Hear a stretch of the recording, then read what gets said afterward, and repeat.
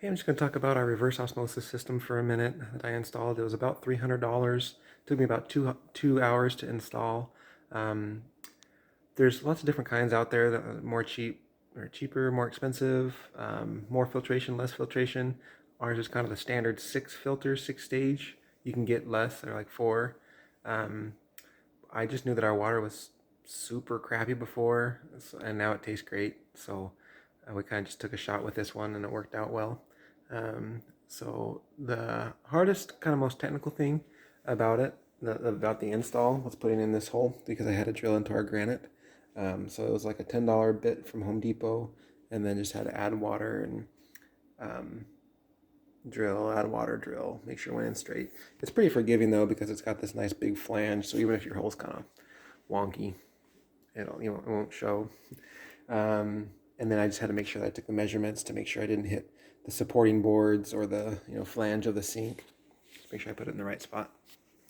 And then so that was the kind of the most technical thing. And then the other thing, I just had to drill a hole also into the output here.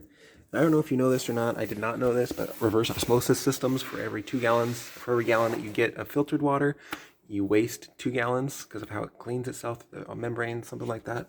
Anyways, you just have to put a drain there. And then, the kit comes with this flange here. And then, so I had to snap kind of these into place. A lot of the smaller tubing connections were already there. I just had to add some of the longer ones, and they tell you which colors go where or which ones go where, and there's a diagram.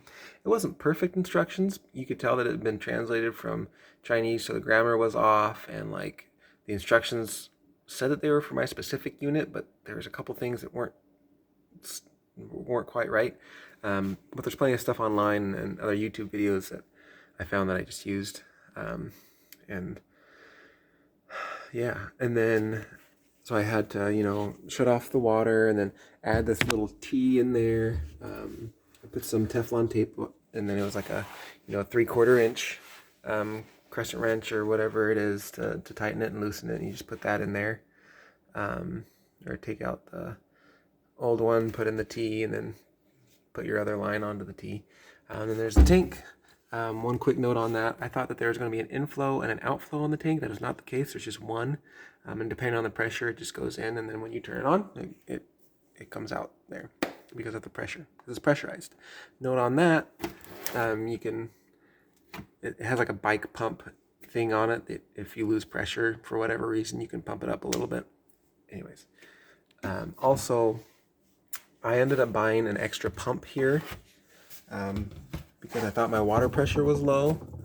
But really, you don't need that much water pressure to make this system work. But if you have really low water pressure, then you need to have a pump to make sure that the system works. I'm not going to provide any numbers because I don't know what the numbers are. I heard like 40 psi or something like that, but I don't use the pump, and I feel like our pressure is just kind of standard pressure. So that's it. It took me about 2 hours to install, and